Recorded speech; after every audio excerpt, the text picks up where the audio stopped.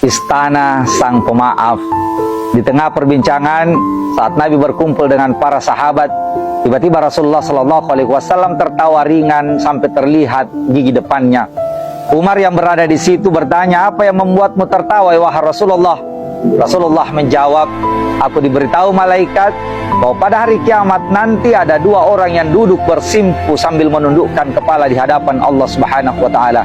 Salah seorang dari mereka mengadu kepada Allah sambil berkata, 'Ya Allah, ambilkan kebaikan dari orang ini untukku, karena dulu ia telah berbuat zalim kepadaku.' Allah Subhanahu wa taala berfirman, 'Bagaimana mungkin aku mengambil kebaikan dari saudaramu ini? Tidak ada kebaikan di dalam dirinya sedikit pun.'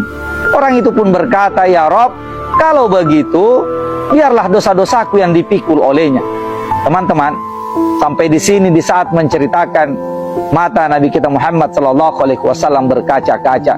Rasulullah tidak mampu menahan tetesan air matanya. Ia pun menangis. Lalu beliau, Rasulullah berkata, hari itu adalah hari yang begitu mencekam, di mana setiap manusia ingin agar ada orang lain yang memikul dosa-dosanya. Rasulullah SAW kembali melanjutkan kisahnya. Allah berkata kepada orang yang mengadu tadi, "Sekarang angkatlah kepalamu." Orang itu pun mengangkat kepalanya lalu berkata, "Ya Allah, aku melihat di depanku ada istana yang terbuat dari emas, dengan puri dan singgasananya yang terbuat dari emas dan perak yang bertahtakan intan berlian. Istana itu untuk siapa? Apakah untuk Nabi? Apakah untuk Siddiq? Ataukah untuk para syuhada?" Allah Subhanahu wa taala berfirman, istana itu diberikan kepada orang yang mampu membayar harganya. Orang itu kemudian berkata, "Siapa yang bisa membayar harganya, ya Allah?" Allah Subhanahu wa taala menjawab, "Engkau pun mampu membayar harganya."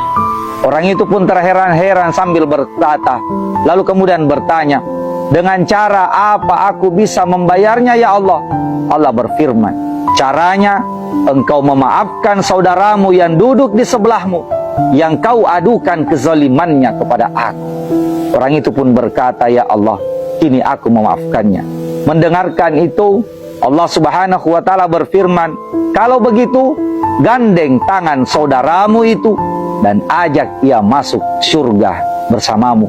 Setelah menceritakan kisah itu, Rasulullah SAW bersabda, "Bertakwalah kalian kepada Allah dan hendaknya kalian berdamai dan saling memaafkan. Sesungguhnya Allah mendamaikan persoalan yang terjadi di antara kaum muslimin." Bersama saya Arum Spring.